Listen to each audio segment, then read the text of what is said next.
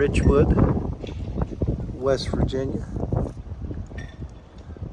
And that's an old fire tower on the top of the Richwood Volunteer Fire Department Building.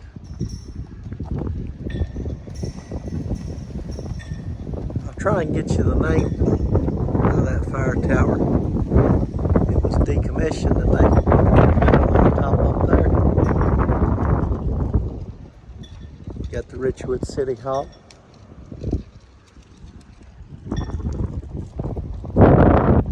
But we've been going around looking at fire towers,